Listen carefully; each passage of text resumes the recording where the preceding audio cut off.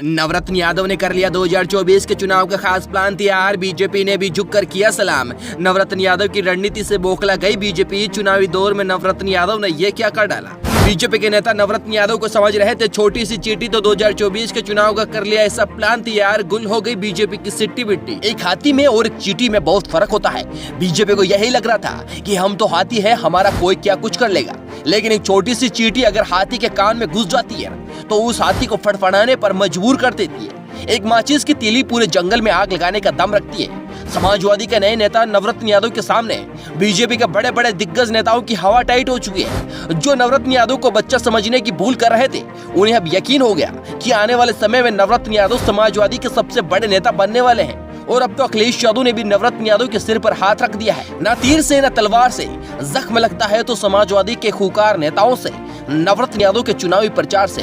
हाल ही के दिनों में नवरत्न यादव के बयानों को सुनकर बीजेपी के पसीने छूट गए हैं, क्योंकि जैसे जैसे 2024 के चुनाव नजदीक आ रहा है वैसे वैसे बीजेपी की टेंशन बढ़ती जा रही है। नवरत्न यादव ने 2024 के चुनाव के लिए क्या प्लान बनाया वो आपको बताएंगे, लेकिन उससे पहले ये बताएंगे कि नवरत्न यादव ने बीजेपी को लेकर क्या कुछ कहा है। नवरत्न यादव ने कहा कि बीजेपी के अंदर भ्रष्टाचार भरा हुआ है और वह देश को धर्म के नाम पर बांट रही है।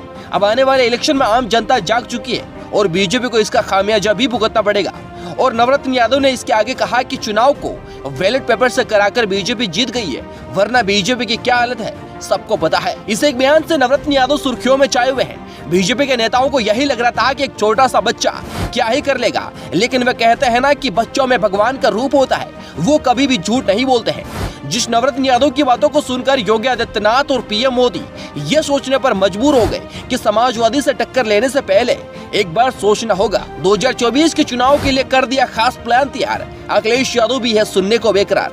2024 के चुनाव को लेकर एक मीटिंग हुई थी और उस मीटिंग में अखिलेश यादव और समाजवादी पार्टी के नेता वहां पर मौजूद थे और वहीं पर नवरत्न यादव भी मौजूद थे। सभी नेता 2024 की रणनीति की सारी बातें उस मीटिंग में रखी।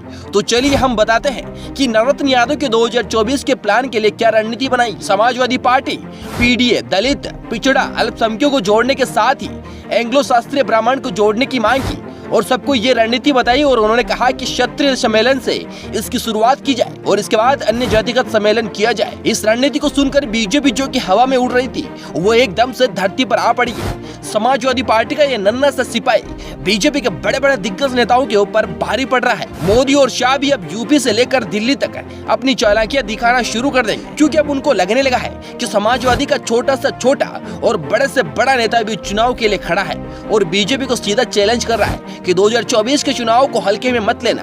अब देखना यह होगा कि 2024 के चुनाव में कौन सी पार्टी बाजी मार जाएगी। और समाजवादी पार्टी के बारे में आप सभी लोगों का क्या कहना है, कमेंट बॉक्स में अपनी राय जरूर दें और वीडियो को शेयर जरूर कर दें।